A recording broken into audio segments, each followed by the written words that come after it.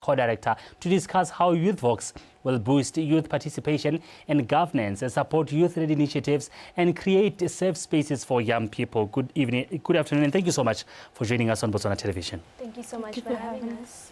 Okay, now let's start the conversation by understanding what really inspired the YouthVox forum.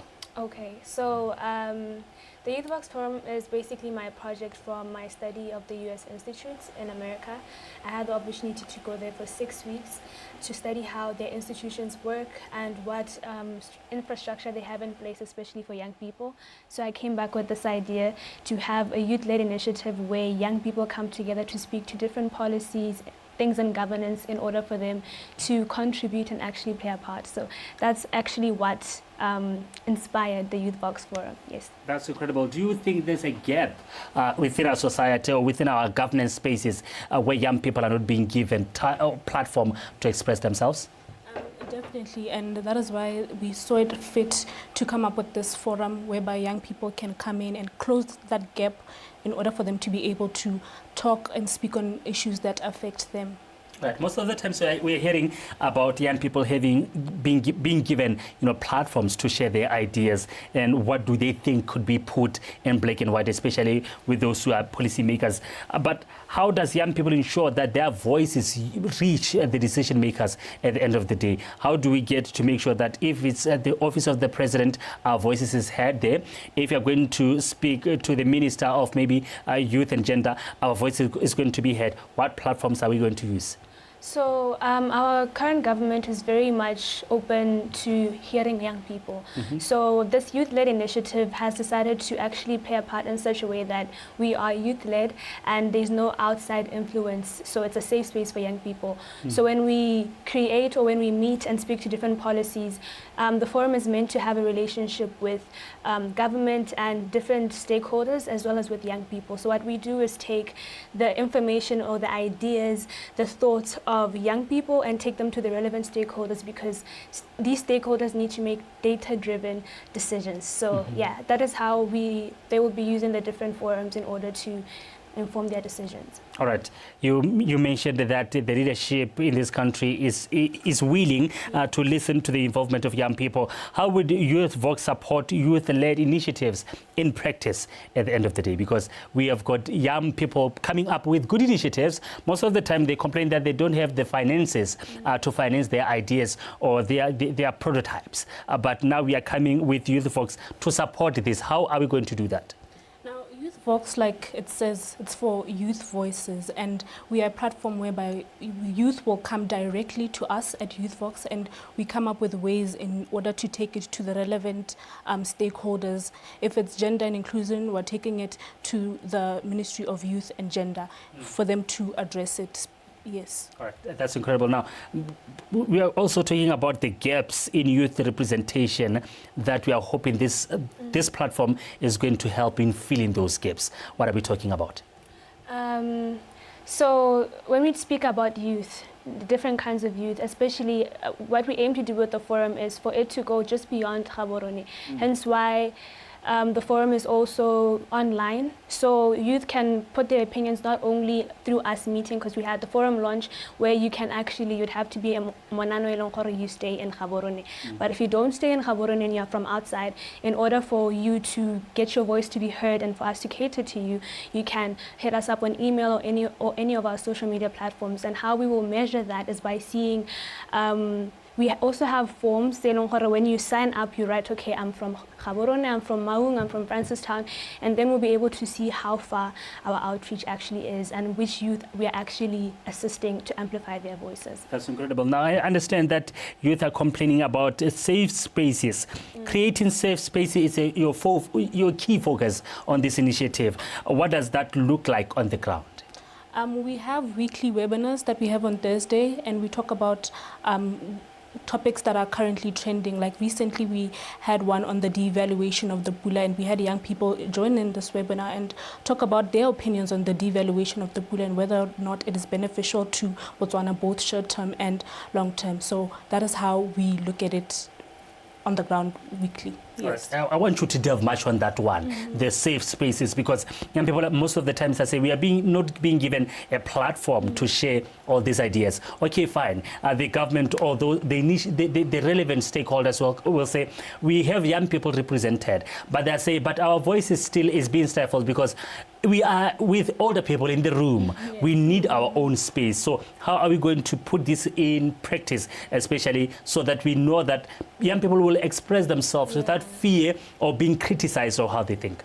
So one of the things that limit young people from speaking in forums is, like you say, the presence of older people, and also if it was a forum that was, for example, created by government, it was also one of the things that affect the way young people will be able to express themselves. So hence why we saw the need for such a forum, because it's led by young people, and the things we do in the forum are not just plain and you know, melancholy. They're basically we incite or ignite the passion to actually want to contribute to a better Botswana.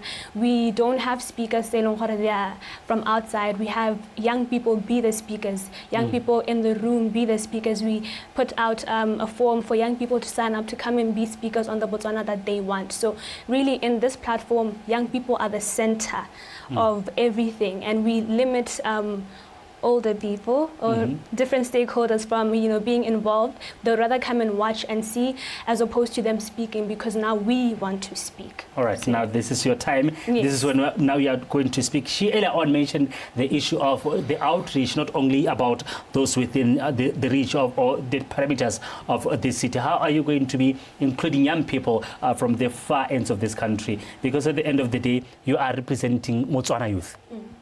That is a very good question.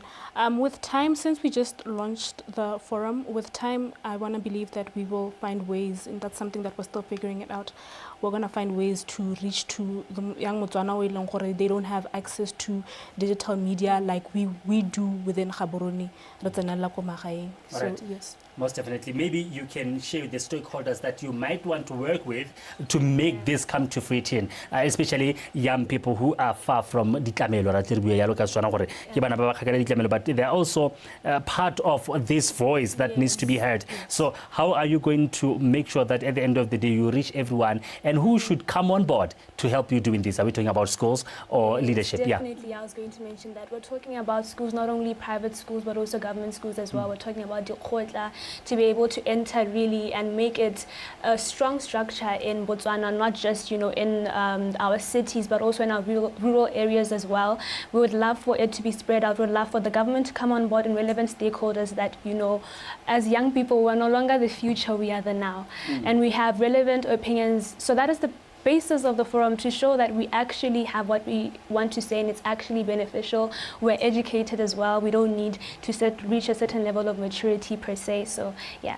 All right. I heard you said you spent 6 weeks in the US. Maybe you can give us the insights of what you learned there, and what really can we learn or benchmark from the youth on the other side of the world. So in the US, I got the opportunity to see that young people oftentimes were always the center of big movements. For example, the Black Lives Matter movement was really young people from university and high school and maybe recent graduates. So that really ignited me to see that if we want to see change in our country, it really comes from the young people that see a certain future that maybe the older people don't necessarily see at the moment. So in the States, they have different structures. For example, they have mayors, and they have mayors that are advised by young people. They have mayors that can't make certain decisions without young people having a say, and they have different youth councils or structures, especially when it's a decision to do with young people. They can veto, for example, the decision that the mayor made if they feel like it's not relevant. And these young people, it's like they're voted in yearly, so the structure changes, and it's from different parts. Well, in the state that we were in, there was just one council, so it's different states. And that's something that really inspired me to see, you know what, actually in Botswana, we need something of that sort. And hopefully in the future, we will see it be implemented in policies that, you know, certain decisions cannot be made unless you've put young people in a room, or unless you've consulted the Youth Box Forum to see whether or not we are in agreement with that decision. All right. We've got 4 minutes to wrap up this conversation. How are the youth responding to this new initiative that we see you coming up with? Are youth interested in these conversations, or they don't want to be part of that? Because we've heard or we've seen it from back then that young people are not interested in issues to do with governance or leadership or anything until now is the push come to shove. They can't take it anymore. That is when now they raise their voice. How is the response thus far? A lot of youth are showing interest in Youth Vox, and we saw that through our weekly webinars that we have. Like I mentioned, we have conversations regarding things that are happening in Botswana, like currently the devaluation of the pula. And youth do participate a lot, and they give in their opinions. And we even have debates at times whereby we have people saying, no, I'm against the devaluation, and some say, I am for the devaluation of the pula, for example. So they are very interested, and they even do give us suggestions that, how about we talk about this in the next webinar? Let's spark the conversation, and everybody joins in, and it becomes a very informative session. So they are very interested in it. That's incredible. Now, how would you measure whether the forum is making real impact? Because at the end of the day, we can have all the conversations, but what needs to be happening is to see change in the ground. How are you going to measure that? So the one thing that for us will definitely show that we're making impact is if our policy suggestions are now debated in Parliament. Our policy suggestions have been taken to that level. That's when we can say, okay, now that is the KPI that we have definitely reached, and it means that because once you reach to that point, I'm sure other stakeholders will start perking up and say, you know what, there's this forum that if I want to make a certain decision to see whether or not young people will be interested, then this is what I'll do. And even for the private stakeholders, for different companies, that's how we will be able to measure whether or not we're actually making impact. But not only that, even for young people now, to see them be more interested, to see the growth in our followers, to see more people attend our webinars is how we'll measure whether or not we are actually igniting also in them a passion to want to amplify their voice and be interested. That's incredible. Now, we have got 2 minutes to wrap up the conversation. What role do you see Youth Vox playing in shaping Botswana's governance? That's a very good question. We definitely see Youth Vox being a huge role player in changing the governance of Botswana, and with youth leading. We like to say Youth Vox, it's for youth, by youth. So meaning that as we as the youth are taking it to change the Botswana that we're living in and make it a better Botswana. All right, now we are wrapping up with you. How can government, you're talking about civil society, so talking about the private sector, partner with Youth Vox to make sure that your voice is amplified? They can definitely assist with taking our policy briefs to different stakeholders and taking our policy briefs to our policymakers, right? And also affording us the opportunity to be in that room, right? Not just taking our briefs, but also affording us the opportunity to be in that room, to have heart-to-heart conversations, to say this is why we think what we think, to come now also to our forum launches or our forum to come and speak and hear what young people are saying and sit down and listen, talk to other young people that maybe were a bit shy to speak at that moment. So that is how government can partner with us. We are Youth Vox Forum on all different social media pages, and we can, I'm Mandipa Amanda Tlhabane. You can also hit me up directly on LinkedIn or Facebook if you want to partner with us. So yes. That's incredible. And that's how we come to the end of this conversation. Thank you so much, ladies, for such insights. I believe young people are going to be coming on board in numbers. Now we'll call you next time. Thank you so much. Thank you so much. And that's how we come to the end of this conversation. Remember, I had in studio with me Mandipa Tlhabane, Youth Vox Forum founder, and Lethabo Jila, Youth Vox co-director, to discuss how Youth Vox will boost youth participation and governance, support youth-led initiatives, and create safe spaces for young people. I'm coming right back with the 5 o'clock news.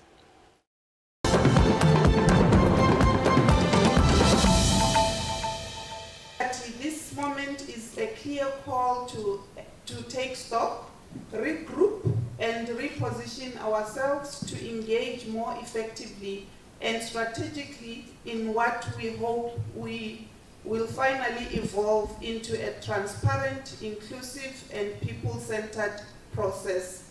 It is also a call to position ourselves for meaningful influence and participation throughout the process. However, I think as civil society, we need to acknowledge the context within which we work, which provides opportunities as well as challenges. Of note, we know that we are meeting at a time where we have a new government in place. A new government that has openly and publicly declared that it is human rights focused. This creates an opportunity for us as civil society, in that we hope that we'll be working in an environment that is inclusive as well as facilitative. We are also very much aware and alive to the fact that even though we have a new government in place, we are informed that there are real financial challenges. This is something that we need to be cognizant of as civil society as we develop our plans, so that it does not become a barrier in us executing what we will be planning to do this morning. We are also meeting at a time when civil society has been negatively impacted by donors leaving the development space or reducing their support for development work. That means some civil society organizations have been weakened by this reality.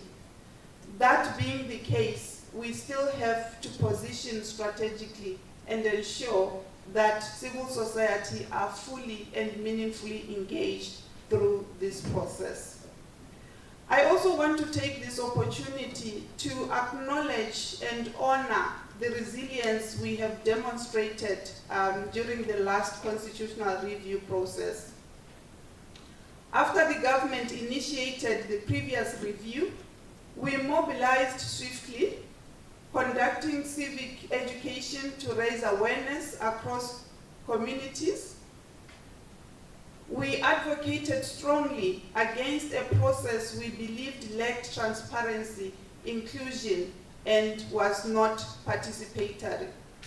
We stood firm in our conviction that Constitution Amendment Bill number 4 of 2004 was not reflective of the aspirations of Botswana. Through media engagements, coordinated advocacy, lobbying, and stakeholder dialogues, we worked tirelessly to ensure that the voices of citizens were not silenced. What stood out during that time was the unity of civil society organizations, the boldness of our methods, and the unconventional strategies we adopted to push back, even in the face of intimidation and surveillance.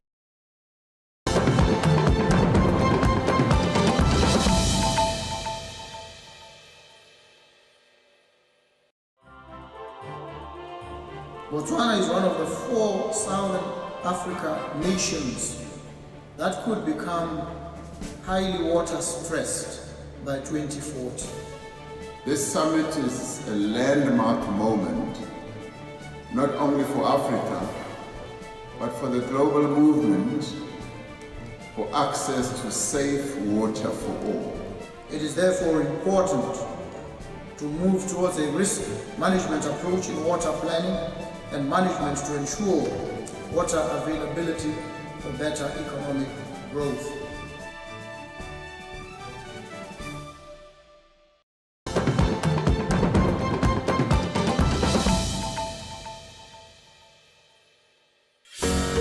Welcome to beautiful Botswana, where the warmth of her people and wildlife is welcoming, where the vibrancy of her land echoes in the unforgettable voices of her people. Come and see Botswana in her splendor, a place to live, work, and invest. Botswana,